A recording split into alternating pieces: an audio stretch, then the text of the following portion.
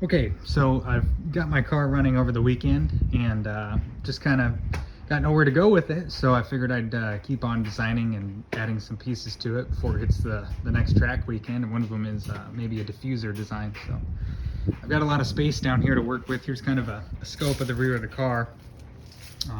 In previous video I talked about cutting the bottom of the bumper off to let some air out the back, and also adding these rear wheel vents here, let that air out, stop a high pressure zone from forming in the wheel well, and creating lift. So anyways, one of the things that's been on my mind is this diffuser for a while. I've got leftover material from the splitter, which is not the right size or shape to create a second backup splitter. It'd be better suited for designing something back here.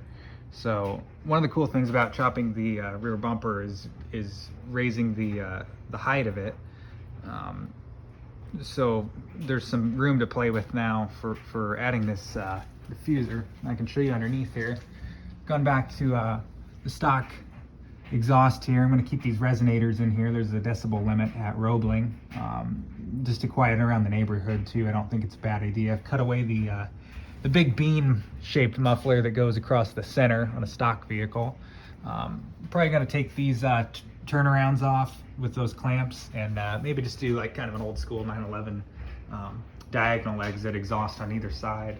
I think that's gonna do the trick this time. I did have a straight pipe set up with stainless steel headers that come straight out right where these gold pieces are that I've got on there for a little bit of deflection of heat.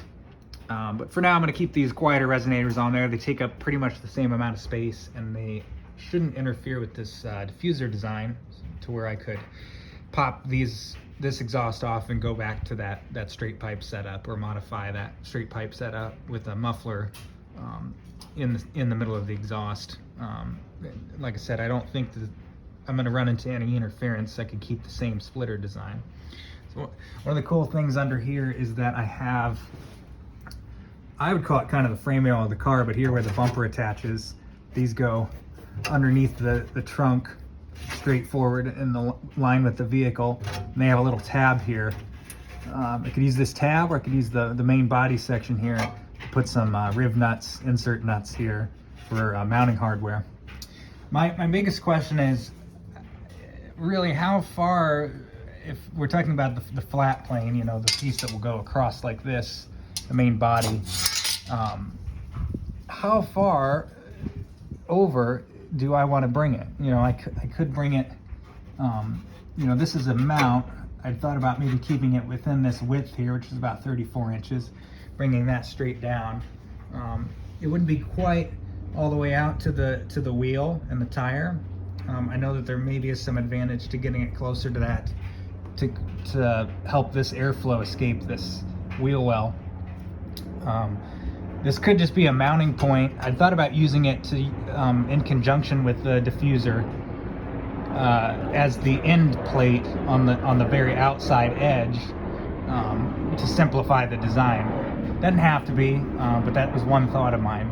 So if there is some advantage to bringing the width of the diffuser out a few more inches closer to the tire, then I'll work around that and build a different type of mount, and bring that farthest end plate out to the right.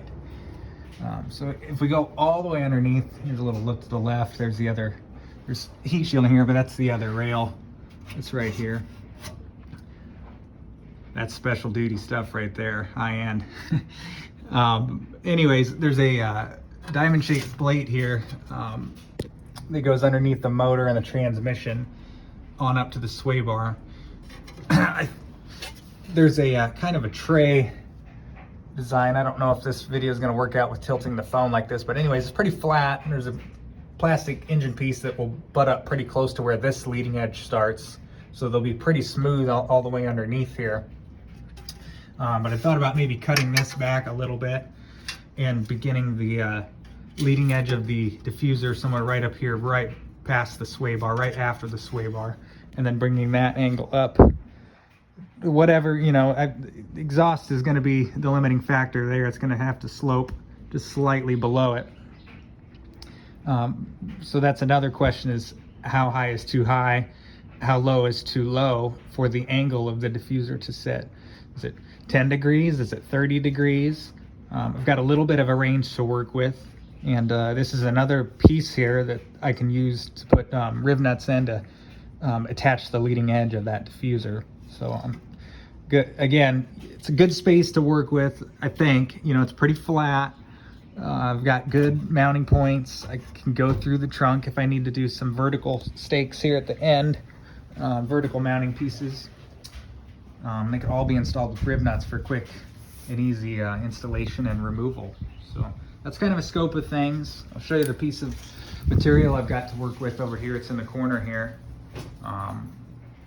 Got plenty of width on that bottom section there to span the leading edge all the way to the back, and to go pretty far wide across, more than I think there's 40 something inches over there. So I've got, if I need to, I can go out to maybe close to the inside edge of each tire.